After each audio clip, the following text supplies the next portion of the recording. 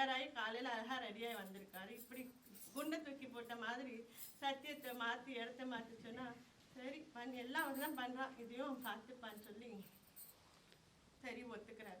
அங்கேயே போய் மகள மரத்தடியில் உன்னை பிரிய மாட்டேன், இந்த திருவொற்றியூரை தாண்ட மாட்டேன்னு சொல்லி சத்தியம் பண்ணி கொடுக்குறாரு.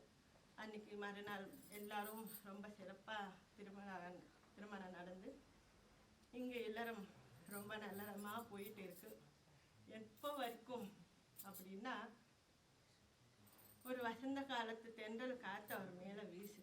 பங்குனி உத்திரம் திருவிழா வசந்தோற்சவம் ஞாபகம் வந்து திருவாரூர் தியாகராஜ பெருமான் அவருக்கு ஞாபகம் வர வரைக்கும் இங்கே இன்பமாக போயிட்டு இருக்கு. நம்ம அடுத்த மாதம் நம்ம இங்கே திருவொற்றியூர்லேருந்து தொடங்கி திருவாரூர் சுந்தரர் பின்னாடியே போவோம்.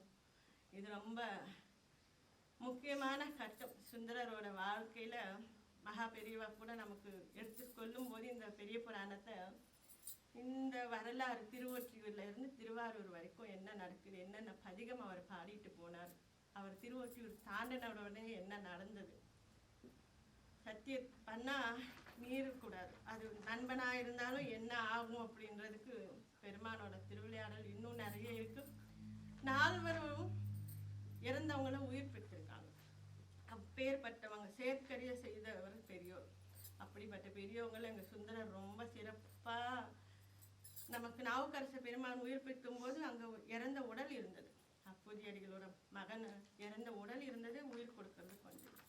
ரெண்டாவது சம்பந்தர் சுவாமி பூம்பாவை எழுப்பும்போது அந்த பெண் இறந்து 5 வருஷம் ஆகுது.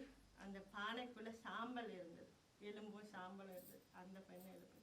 ஆனால் சுந்தரர் எழுப்பினதோ அவிநாசியில் முதலை வாய்ப்பட்ட குழந்தை.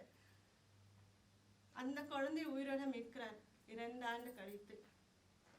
உடம்பும் இல்லை, அஷ்டியும் இல்லை. அந்த எந்த குளத்துல அந்த முதலை வந்ததோ அந்த முதலையும் அந்த குளமே வற்றி போயிடுது. அப்படிப்பட்ட இடத்துல அவ்வளோ சிறப்பான வரலாறுகள் இன்னும் அவரோட வரலாறு மீது இருக்கு.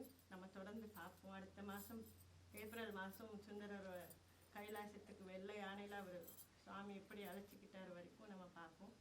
மே மாதம் சங்கமம் இல்லை, அன்னைக்கு நமக்கு சீதாராம கல்யாணம் பண்ணுற பாக்கியம் பெருமாள் கொடுத்துருக்காரு. எல்லாரும் கண்டிப்பாக வந்து கலந்து நடத்தி வைக்கணும் உற்சவத்தை, எல்லாரையும் வேண்டி கேட்டுக்கிறேன். அதுக்கப்புறம் ஜூன் மாதத்துலேருந்து நம்ம தில்லைவாழ அந்தனரோட 2ஆம் சருக்கத்தை பார்க்கலாம். நன்றி.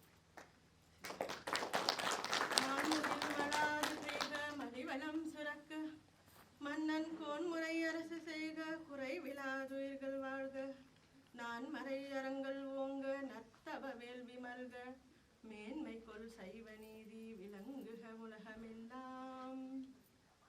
வெற்றிவேல் முருகனுக்கு, தென்னாடுடைய சிவனே போற்றி. நம பார்வதி பதையே